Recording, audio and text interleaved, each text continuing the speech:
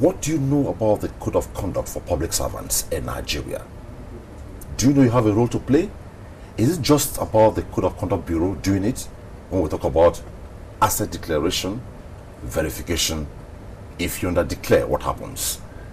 That will be the conversation inside today and on Media Review. Well, on Media Review today, we will be looking at human rights issues. Is the media doing enough? Are we blowing it out of proportion, or are we under-reporting it? All of this will be discussed on the Media Review segment. So, Code of Conduct for public servants on discussion segment of Insight. Stay with us.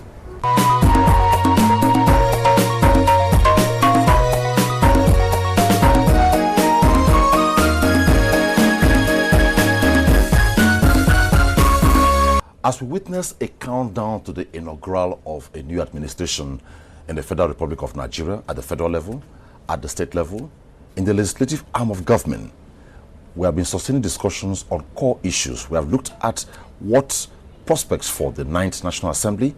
We have looked at the onslaught on anti-corruption. Today on Insight, we shall be looking holistically at code of conduct by public officials in Nigeria. Have we really done well in this regard? My guest is Special Assistant to the President on Financial Crimes, Abiodun Aikomo. Thanks for joining me on Insight. Thanks for having me. Okay. Beautiful. Let's begin this segment from this quote. And this quote is from the former permanent representative of Nigeria to the United Nations, Professor Ibrahim Gambari. He was quoted recently at a public forum. He said, "The nation's march to greatness will be quicker if political leaders and their followers ensure that all policies are fully implemented in Nigeria." What do you make of this? The quote to the effect that a nation, not Nigeria now, any nation, can only succeed and do well when policies are fully implemented by the major guys, politicians or political office holders, and their followers. I cannot fault that statement because it says it all. Policies are documents, they are writings, they are just black and white. They do not have any life of their own. Policies are not self-executing. Policies require positive actions and human involvement to succeed or to see it to completion. So when we talk about policy, it does not end at the stage of writing a very good paper, having a very good presentation. There is need at every point in time to have an implementable strategy to see it through. And by implementable strategy, I mean a strategy that can deliver the policy within the context of the society in issue. You know, it is possible to copy a policy wholesale from somewhere. It has worked in X country. Let us see how to do it in Nigeria, without considering the socio-political environment of Nigeria, the ethnic characteristics of Nigeria, the literacy level of the people, the acceptability, the custom. So, long and short, policies are contextual. Okay. So, it's not enough to have a policy. We must make sure that it is implementable, like I said, within the context of our society. And we must have a clear strategy from the get-go of how to implement, how to monitor, and at the end of the day, how to even evaluate. What is the tenure of these policy? When do we want to stop it? What are the KPIs? What are the milestones? So, long and short, we need good policies, which we always have. We have always had good policies in Nigeria. And the issues are, who are the people implementing those policies? How qualified are they? How competent are they? What is the strategy for implementing it? What are your thoughts about dealing with unknowns that may arise in the course of implementing it? Because with the best of strategies, you have thought, okay, we'll move from stage 1 to 2 to 3 to 4. Then unknowns are bound to happen. To what extent are you prepared for it? What scenarios have you painted? Sure. So governance and policy implementation is not a tea party. Sure. It is something that people should be really prepared for. That's why they will always say that at the point where you're trying to nurture to bring these policies, you ask the question, can it be domesticated? Mostly if you're bringing it from outside. Because you could bring a policy into the country to domesticate it based on our environmental factors, name it, the domesticated becomes a problem. But let's go on. Our primary target today is Code of Conduct for Officers of the Federal Republic of Nigeria. And I take off from here. The Code of Conduct for Public Officers is spelled out in the 1999 Constitution, 5th Schedule, blah, blah, blah, and to maintain a high standard of morality in the conduct of government business and to ensure that the actions and behaviors of public officers conform to the highest standard of public morality and accountability. Where are we with this? Code of Conduct is another policy in Nigeria, an anti-corruption policy. It's not new to us.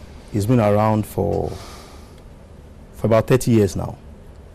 And the purpose is to ensure that public officers, as defined in the Constitution and in other relevant statutes, conform to standards of morality and accountability. You know, we've spoken about corruption in Nigeria at different times, and we have observed that it is most prevalent in public sector organizations. So, Code of Conduct has been put in place to ensure that government officials, public officers at different levels conform to a standard that is set in the law. And what are these standards? Public officers are required, first and foremost, to declare their assets immediately upon the appointment or recruitment or whatever name it is called. You go to declare all the things that you have, including those of your spouse and children below the age of 18 years. This is all I have. And it is not just by your say-so. You take the form to a court, to a high court, and swear to that declaration, thereby elevating it from an ordinary statement to an oath. And you know what it means when you are taking a declaration to the level of oath. It has implications in law. Public officers are expected to discharge their duties without any conflict of interest. Conflict of interest is being engaged in other businesses, being involved or earning emolument or wages from private businesses. The only business that is permitted for a public officer is farming. So you are not supposed to spend your time with the government while you are equally doing another work elsewhere. Public officers are precluded from getting gifts from anybody in the conduct of their work, for anything done, for anything omitted to be done. The only gifts that are permitted under the Code of Conduct are gifts from friends, personal friends and relatives, in accordance with established custom. Yeah. So the culture of, naturally we are good people in Nigeria. We know how to say thank you. But there must be a thin line between thank you simpliciter that is harmless and gift that is prohibited by the Code of Conduct. Fine. Still on Code of Conduct, as we speak, you have public officers, civil and public servants, let me be very, very specific here, who own more than 2 cars, not official cars. Some who have official cars, they have personalized it. You have public or civil servants who own companies and they use them to take contracts. What happens to this class of persons? They are moving the streets freely. Nothing is happening to them. Most of these things may be just insinuations or allegations. Lawyers work on facts, and when it gets to the court, those facts must be proven. The Code of Conduct was set up to receive asset declaration forms, to process those forms after they have been submitted, to retain those forms, and to deal with breach of the Code of Conduct as reported to them. I don't know how many people have reported cases to the Code of Conduct, the code of conduct officers, they are in their offices, they are doing their work, verifying things. But it is only things that are brought to their attention with facts that they may be able to verify. But the law as it is precludes a public officer from using phony companies to obtain contracts. The law does not say if a public officer should not own cars or should not own properties. What the law says is that public officers must disclose. You know, disclosure takes away every insinuation of wrongdoing. If I work for you and I see one of your friends on the road who gave me money, if I come to you, Oga, I saw your friend at Wusetu, he gave me 100,000 naira. If you don't want me to keep the money, you will tell me. If it is wrong, you will confront me with it. Okay. You know? But if I just see you in the office and I know the man is your friend, and I just keep quiet. So if in the future it becomes an issue, the first question you will ask me is, did you tell me? Don't you know he's my friend? Is he your friend? So don't you think you should have told me, even if it is for me to say thank you? So the whole essence of the Code of Conduct law, you see, human beings are susceptible to falter because they are not perfect. So that is why the law is there to guide conduct. To, you know, even in the Bible, it is stated that where there is no law, there is no sin. And that is the foundation of our law in Nigeria. For a breach to occur, it must be written clearly in the laws. So the law is to guide people to know what they should do and what they should not do. So if you have, for example, you have assets here and there, and you disclose as required by the law. Don't forget I said the bureau officers process those things. They verify it. There is always, at every level in life, there is always an explanation for what you have. Sure. There is always an explanation. Financial crimes are not, it's not rocket science. If I have X things and I have listed them out and questions are asked, I should be able to say I got X to Y. This is, my father died and left this for me. This is inheritance. This is a gift that was given to me by.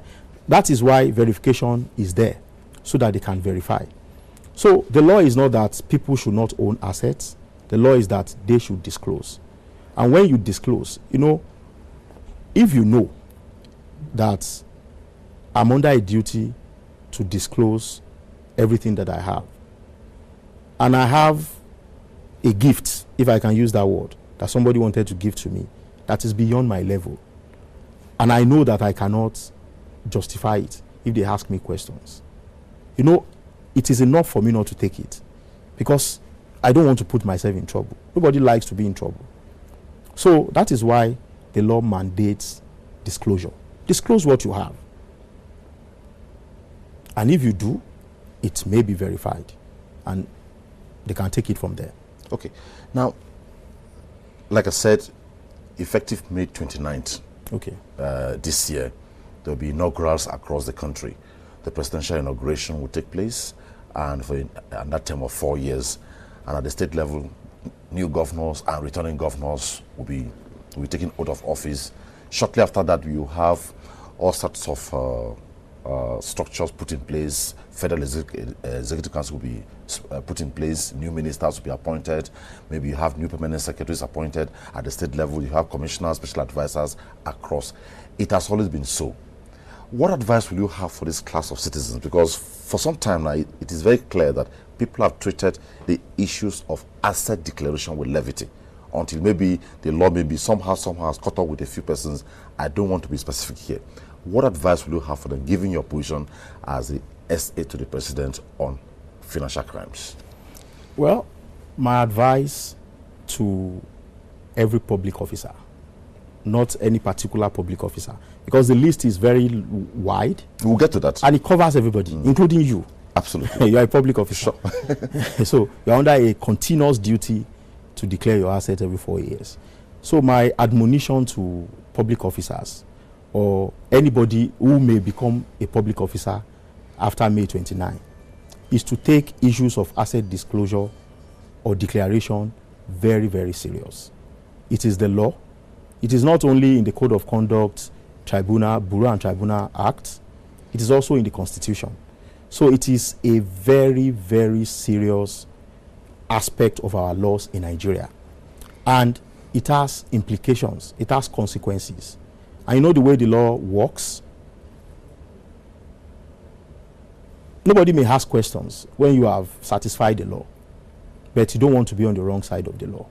So immediately upon the appointment, public officers are encouraged, they are admonished to declare their assets as required by the law. You know, it's not an option. You don't have a choice, so to say. You cannot choose whether you want to. The only choice you have is to ensure that you are not a public officer. Okay. There is no such obligation on private business people to declare their assets. But as long as you come within the basket and you are a public officer, you have a bounding duty in law to disclose and declare your assets. So they know, everybody knows, everybody who is a public officer knows. So please, Nigerians should take it serious and not take it for granted. It looks as though maybe the Code of Conduct Bureau, as established by law, appears not to be very, very assertive over the years. What could be done? Because it looks like, for instance, if you go to the Code of Conduct Bureau office and see the environment which you operate, you ask yourself, in these contemporary times, you expect to see maybe systems where by the click of the button, your data pops up and they give you an update. They still go through the trouble of going to search files, all that. So what could be done to really give them that strength to be more visible, to be seen, to be properly equipped to do their own job? Well, as I do not work for the Code of Conduct Bureau, it will be difficult for me to specifically discuss the challenges that may be facing the Code of Conduct. I never worked there. Okay. I just understand the Code of Conduct laws as a lawyer and in the course of my job. But I know that the management of the Code of Conduct, as of today, the chairman is Professor Mohammed Issa, eminent professor of financial crimes, great scholar. And I know that they are up to a lot of transformational programs which will reposition the Code of Conduct Bureau for effectiveness. But the president has said that the fight against corruption will be taken to another level, whereby we are going to leverage technology to fight it. You know, in contemporary times, if you are still fighting anti-corruption in the analog way, you are not likely going to succeed. And that is what we'll begin to see across the anti-corruption agencies. And I know the Code of Conduct Bureau will not be left behind. Now that you have spoken, you have people who may have declared their assets and they are still serving, and they were a bit economical with the truth in their asset declaration. By the law, can they go and make corrections? Or will they be, is that a problem? The duty to declare is total. There are no rooms for under declaration. Under declaration would be a breach of the law, because the law is clear. All your assets, including those belonging to your spouse and your children who are below the age of 18. You know, the law tries to take care of every possibilities. You can say, is my wife, she has a different name, is my son. But a son that is less than 18 years does not have capacity to contract. So if you put something under him, you can take responsibility for it. So if I fall under this category, I realize, oh man, I've done a bad thing, I underdeclared. What should I do? You should approach the bureau and they will take it from there. But if that declaration, if the fact that you underdeclared is as a result of a petition against you, you know, it changes the dynamics. Beautiful. So that's the point I want to get. It is the bureau that determines whether it is something they can deal with administratively, or they refer to the tribunal. So how will the Bureau get this alert? How does it happen? Okay, I said the Bureau was established. What I mean is that I under-declared, and the information gets to the Bureau that I under-declared. How is it? Is it somebody that goes there? Is it a public responsibility to do this? How is it done? Okay. I'm still saying the same thing. The Bureau was established to administer declaration forms and to verify. Okay. You may not be aware. You have stated you have XYZ with full details. These are the addresses, accounts. There are officers, designated desk officers, who investigate and verify these claims. On their own, they can discover that you have under-declared, and it becomes an issue. Remember, I said it is not just your say-so on paper. You have taken it before a court of law to make it a declaration on oath. So there are implications in law, like I said. Perjury is involved when you lie on oath. You know, so issues of asset declaration is not a joke. It's something that is very serious. And the responsibility for everything on the form is that of the declarant and not of any other third party. People submit through their offices, through their HODs. When it becomes an issue, it is for that declarant. So when a person under-declares, remember, this is the era of whistleblowing. Sure. Anybody, and you cannot control the class of persons, your church member, your townsman, your colleague in the office, anybody can write to the Code of Conduct Bureau to say, Ominioden is my colleague. I know he's the owner of a property in Maitama, which is not attributable to his fair income. He would not have stated it. Okay, which is not attributable to his fair income. Yes. Okay. He may not have stated it in his form, but these are the evidence that he owns the house. Bureau, you may want to investigate this. So if they investigate and find it to be true, you have breached the Code of Conduct Act, as stated in the Constitution and in the Act. And of course, consequences will follow. Okay. It is said that ignorance of the law is no excuse. And one part of the reason why we had to sustain this is the fact that I've stated earlier that very soon there is going to be a lot of rejigging of so many structures in the country. By way of maybe caution, as somebody who is informed, who has a mandate in government, what word of advice will you have, first of all, to civil servants who may have been in the habit of under-declaring their assets, and to politicians who have done it and they were thinking of going to do it? Well, I thank God you said ignorance of the law is not an excuse. Sure. Nobody will be allowed to say, if ignorance of the law were to be an excuse, nobody will be guilty of the law. Everybody will just say, I don't know. Even lawyers will say, that is not my area of practice. So the law is what it is. It must be obeyed.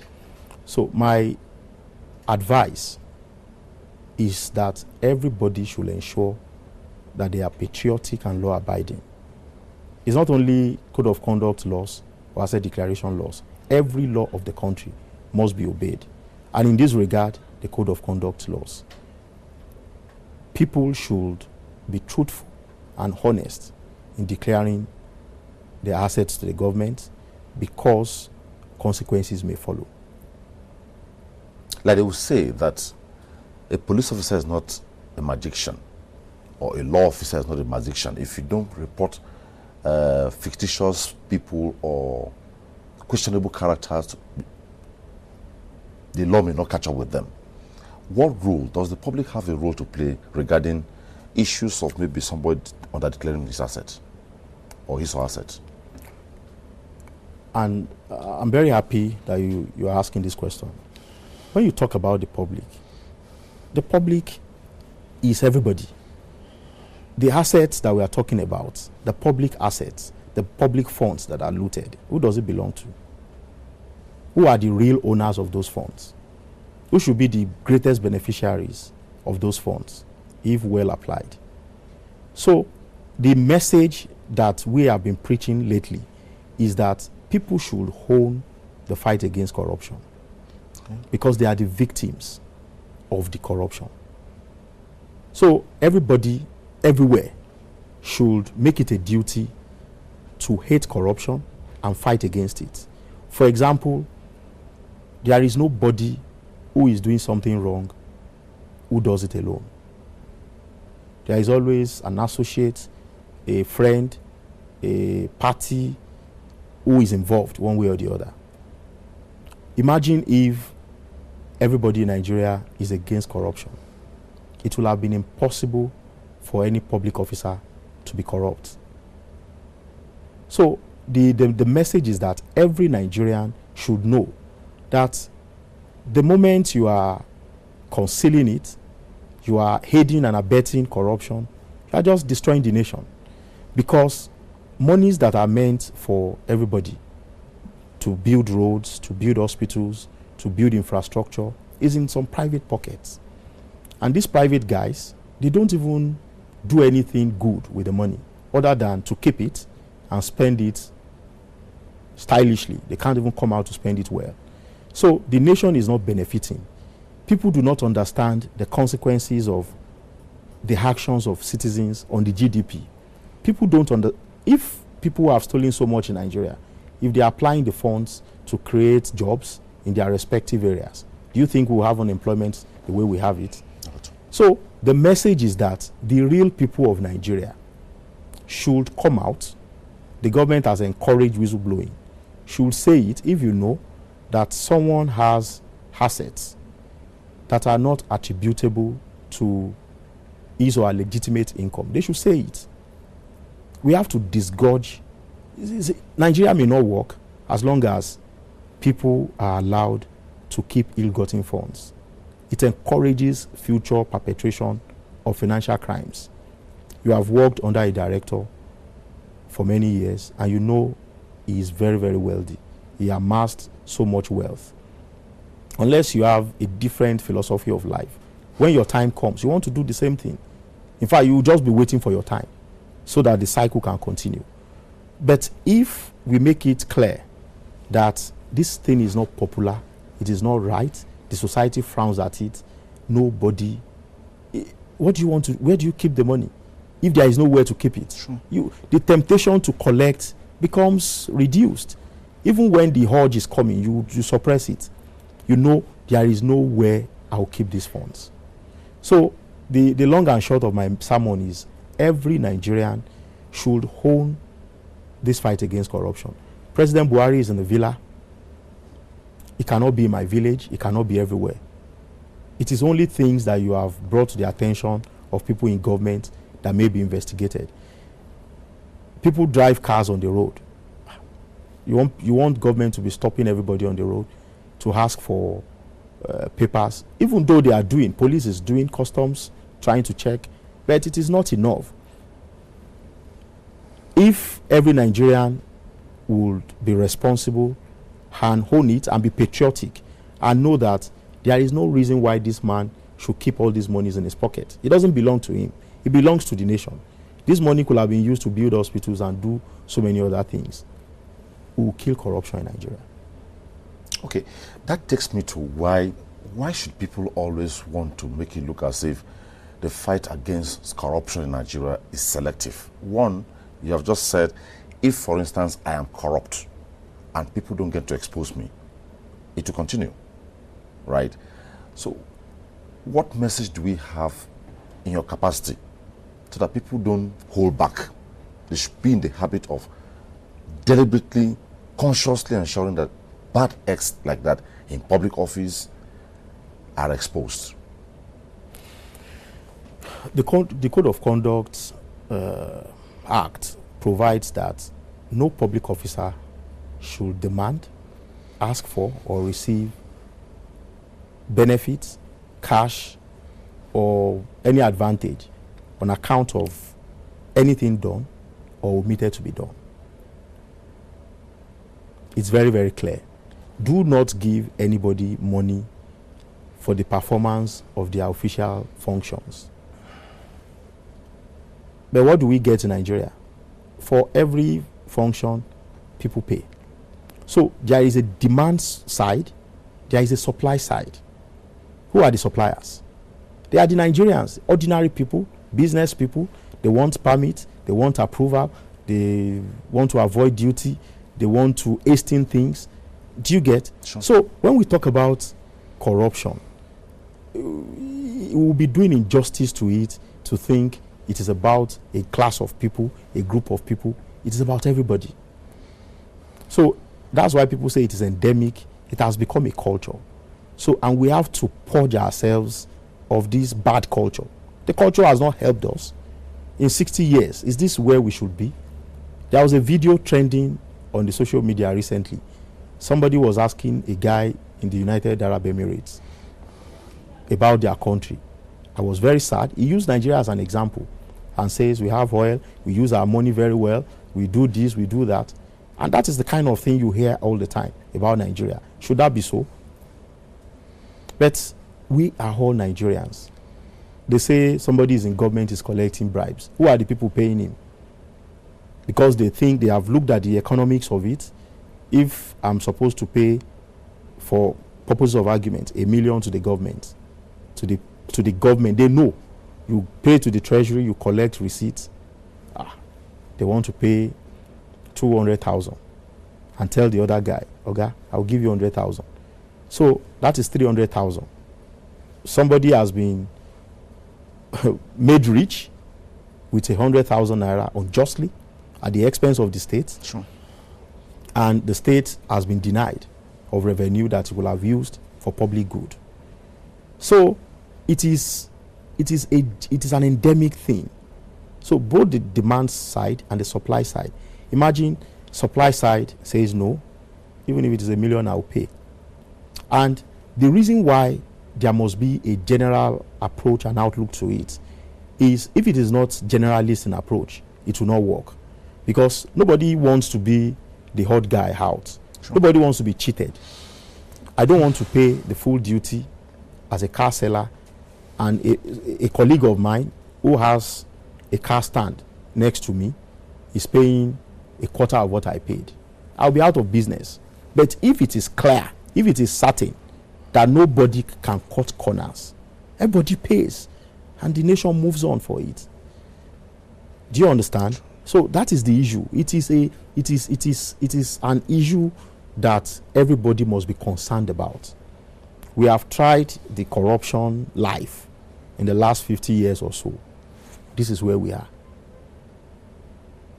Every sector you talk about will highlight corruption for you and the consequences. So we have been running a suboptimal society because of corruption.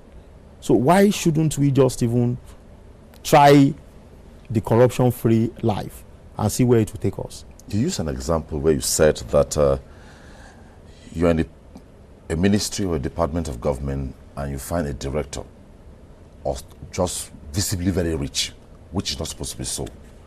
And people condone it. They don't blow whistle. They don't talk about it. What can we do to obtain this? Because, I mean, we need to sustain the conversation.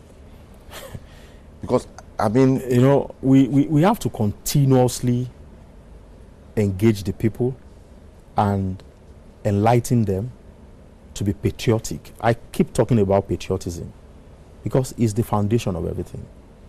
When people are patriotic and they love their country, they will want the country to work. They want things to work normally.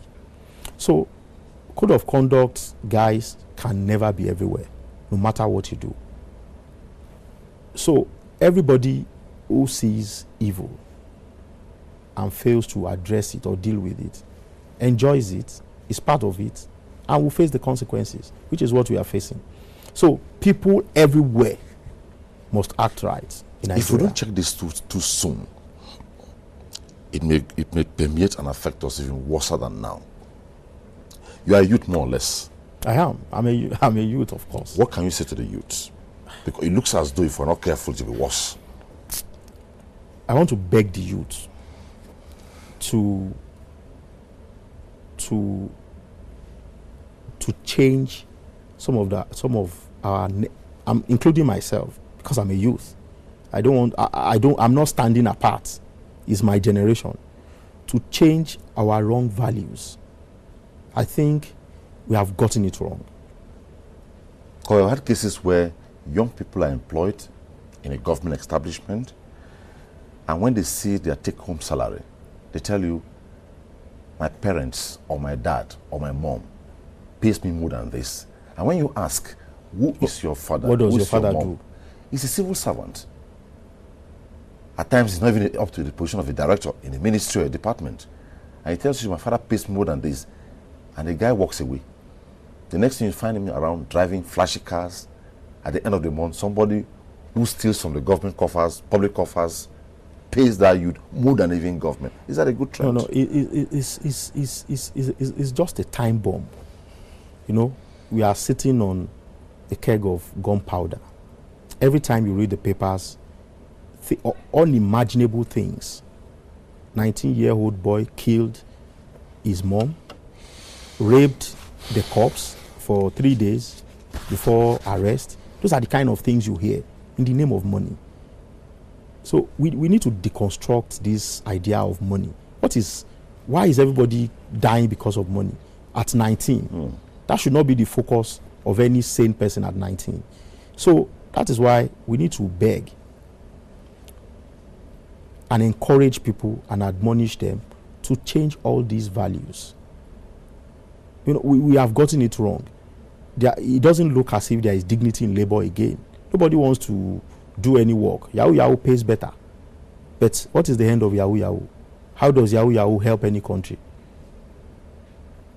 So my admonition to young people is that this is our country. Even those who are leaving Nigeria, who are traveling out, they know that there is no place like home.